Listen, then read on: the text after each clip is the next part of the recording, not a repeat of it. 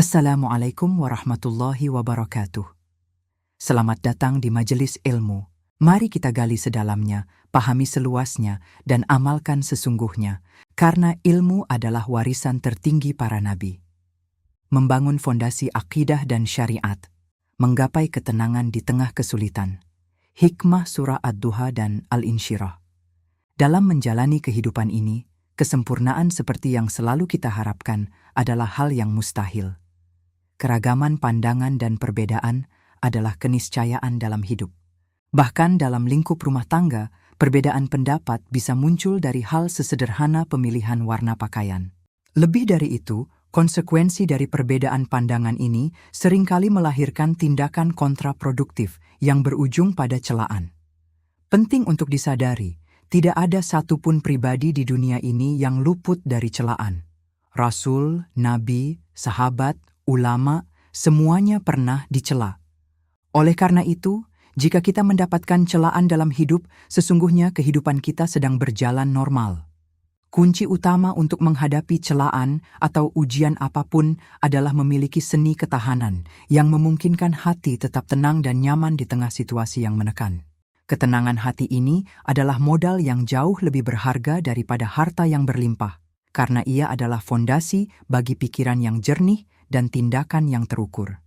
Kebaikan selalu diuji. Konteks turunnya surah Ad-Duha. Setiap upaya untuk berbuat baik pasti akan mendatangkan tantangan. Tantangan ini berfungsi menguji konsistensi dan keseriusan kita dalam kebaikan, sebagaimana yang dialami oleh Nabi Muhammad. Ketika wahyu sempat terhenti dalam waktu yang lama, masa fatrah atau jeda wahyu, para penentang Nabi melancarkan tuduhan keji. Mereka mengatakan bahwa Nabi telah ditinggalkan oleh Tuhannya. Nabi yang paling mulia pun diuji dengan tuduhan berat yang membuat beliau merasa sangat tertekan. Dalam kondisi inilah Allah menurunkan dua surah sebagai petunjuk dan bimbingan mental, surah Ad-Duha dan surah Al-Insyirah. Kedua surah ini diturunkan untuk mengajarkan bagaimana cara mengatasi persoalan sesulit apapun dengan hati yang tenang, serta membangun kekuatan mental agar seorang hamba tetap kuat menghadapi berbagai persoalan, baik itu kegagalan bisnis, masalah asmara, atau kesulitan akademis. Menguasai dan memahami pesan kedua surah ini akan memberikan perbedaan mendasar dalam kesiapan jiwa seseorang menghadapi masalah. Inti pesan surah Ad-Duha, janji tak terputus. Surah Ad-Duha diawali dengan sumpah qasam dari Allah. Dalam kaidah ilmu tafsir, jika Allah bersumpah, itu menandakan ada pesan yang sangat penting, yang saking pentingnya, Allah meminta kita fokus menyimak. Sumpah ini adalah wujud kasih sayangnya yang tinggi. Makna sumpah duha dan malam, wad-duha, demi waktu duha, merujuk pada waktu yang nyaman, saat cahaya matahari lembut memberikan manfaat dan terasa enak. Secara kiasan, ini adalah sumpah atas semua kenikmatan dan kenyamanan yang pernah dirasakan seorang hamba dalam hidupnya. Wal-laili idza saja, demi malam apabila telah gulita. Merujuk pada malam yang gelap gulita, yang secara kiasan melambangkan situasi kesulitan hidup yang pelik. Situasi yang membuat seseorang merasa hidupnya gelap, sulit melangkah, kehilangan selera, bahkan mengalami pusing atau vertigo. Jaminan utama. Melalui dua sumpah yang menggabungkan suka dan duka ini, Allah menegaskan inti pesannya, Ma wadda'aka rabbuka wa ma qala. Tuhanmu tidak meninggalkanmu dan tidak pula membencimu. Pesan ini adalah jaminan kehadiran dan tidak akan pernah ditinggalkan oleh Sang Pencipta, suatu sumber ketenangan yang tak tertandingi. Adab menghadapi kesulitan. Dekati Allah. Ketika masalah terasa mustahil, itulah tanda agar kita meninggalkan semua makhluk dan langsung mendekat kepada Allah. Allah hanya akan mengabulkan langsung, tanpa perantara bagi hamba yang memohon secara langsung saat terdesak. Fokus akhirat, wal akhiratu khairun laka minal ula. Sikapi masalah secara proporsional. Semua yang diperebutkan di dunia ini pada akhirnya akan ditinggalkan. Allah menghibur kita dengan mengingatkan bahwa kehidupan akhirat jauh lebih baik dan kekal.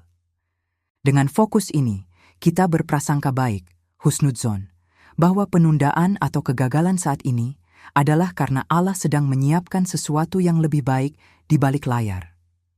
Cepat move on, jangan larut, jangan ratapi, dan jangan buat status keluhan. Cepatlah bangkit, move on, berpikir ulang, dan rencanakan kembali. Orang yang mampu move on secara proporsional akan lebih cepat didatangi oleh ridha Allah. Ingat masalah yang tuntas, alam yajidka yatiman fa'awa. Ingatlah sejarah hidup Anda. Jika hari ini Anda punya satu masalah, jangan biarkan masalah itu meruntuhkan harapan. Ingatlah ribuan masalah di masa lalu yang juga tuntas diselesaikan oleh Allah. Jika ribuan masalah selesai, mengapa satu masalah saat ini membuat Anda jatuh? Ini adalah prinsip psikologis untuk menumbuhkan harapan. Menerima lebih dari ekspektasi, wa wajadaka ailan fa'aghna. Ridha terhadap ujian Allah dapat membuatnya mengangkat derajat kita melebihi ekspektasi diri sendiri. Allah mungkin menahan keinginan kita, misalnya masuk kampus tertentu, karena ada hal buruk di sana, lalu memindahkan kita ke tempat yang jauh lebih baik yang tidak pernah kita bayangkan. Berbagi nikmat, fa'ammal yatima fala takhar. Setelah sukses, jangan pelit berbagi. Bagilah ilmu, kebahagiaan, dan peluang. Jangan menunggu orang meminta, apalagi sampai menghardik atau mengungkit kebaikan yang pernah diberikan. Inti dari nikmat yang sesungguhnya adalah merasakan kebahagiaan dengan berbagi. Inti pesan surah Al-Insyirah. Formula kemudahan surah Al-Insyirah, kelapangan, memberikan panduan praktis tentang bagaimana menghadapi masalah. Insyirah adalah kelapangan hati yang membuat kita mampu menerima persoalan tanpa berdampak besar pada diri. Filosofi kelapangan hati. Kelapangan hati diilustrasikan melalui kisah garam dan danau. Jika hati kita sempit seperti gelas, masalah sekecil apapun akan terasa sangat sulit dan menyakitkan, asin. Tetapi, jika hati kita luas seperti danau, sebesar apapun masalah tidak akan berdampak, kecuali kita mampu menyusun rencana untuk mengatasinya. Rumus ujian dan harapan. Ayat-ayat awal Al-Insyirah berbicara tentang al-wizr, beban yang sangat berat yang terasa ke seluruh tubuh.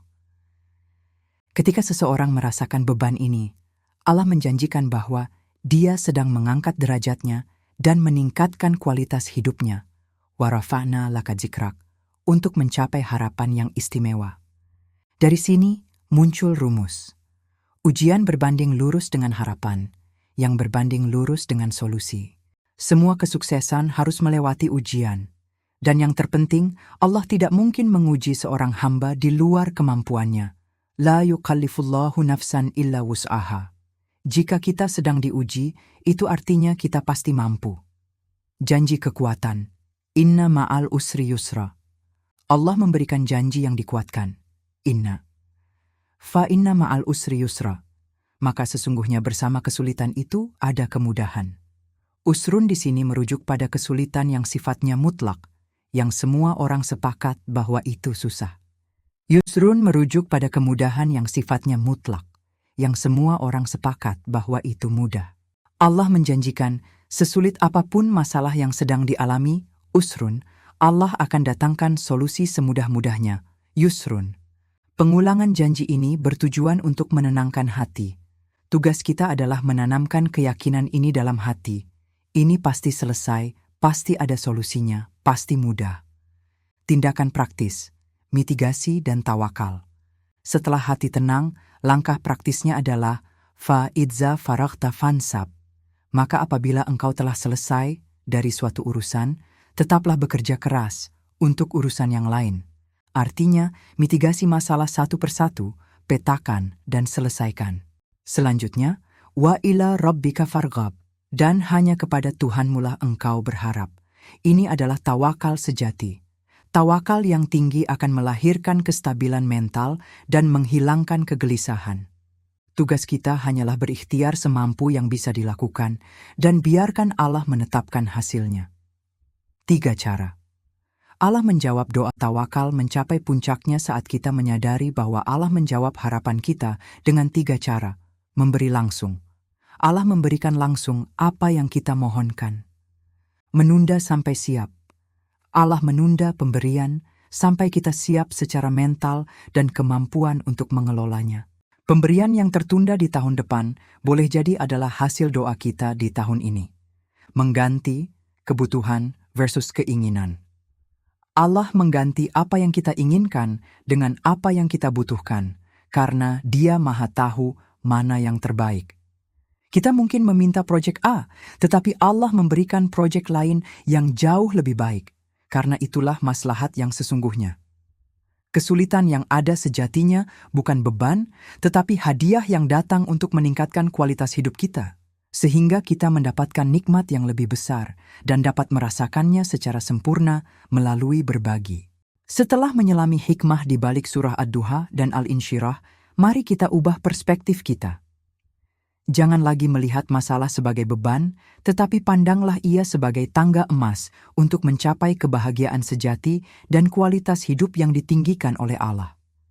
Kami mengajak Anda untuk praktikkan ketenangan, terapkan prinsip, saya pasti mampu, dan pasti ada kemudahan dalam setiap kesulitan yang Anda hadapi hari ini. Jadikan tawakal sebagai benteng mental Anda. Sebarkan harapan. Bagikan pesan ini kepada rekan, sahabat, atau keluarga yang sedang terpuruk, agar mereka juga mendapatkan ketenangan dan optimisme sejati dari janji Allah. Mari kita jadikan setiap kesulitan sebagai hadiah yang mengantar kita pada ridha dan kualitas hidup terbaik.